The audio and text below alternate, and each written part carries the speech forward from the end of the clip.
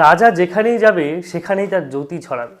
বিরাট কোহলি এবং রোহিত শর্মা আজকে বিজয় হাজারি ট্রফিতে দুজনেই নেমেছে, একজন মুম্বাইয়ের হয়ে একজন দিল্লির হয়ে, এবং দুজনেই দুর্দান্ত দুটি শতরান করেছে। এবং আজকে শুধুমাত্র বিরাট এবং রোহিত শতরান করেছে এমনটা নয়, ঈশান কিষান, বৈভব সূর্যবংশী থেকে শুরু করে আরও অনেক আননোন তারকারাও কিন্তু আজকে শতরান করেছে। বিজয় হাজারে ট্রফিতে আজকে শতরানের বন্যা বয়ে গেছে। কতগুলি যে শতরান হয়েছে সেটা আপনাদের বলে বোঝাতে পারবো না। যাই হোক, সবার নাম আপনারা জানেন না, তাই আমিও জানালাম না।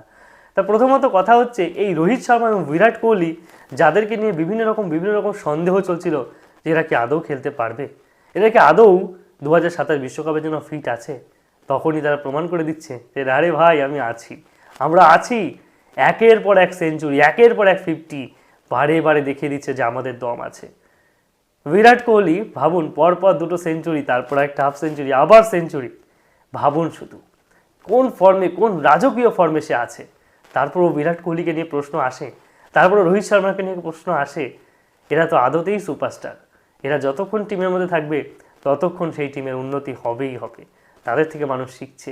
সে যদি 0 রান করেও আউট হয়, সে যদি 50টা ইনিংস পরপর 0 রান করে, তবুও তাদের অ্যাভারেজ কমে না, তবুও তাদের প্রাধান্য কমে না।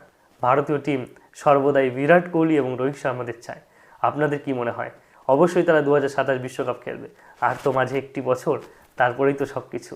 এবং 2027 বিশ্বকাপটাও হয়তো আমরা আমাদের নিজেদের করে নিতে পারবো, বিরাট এবং রোহিতদের ভরসা করে।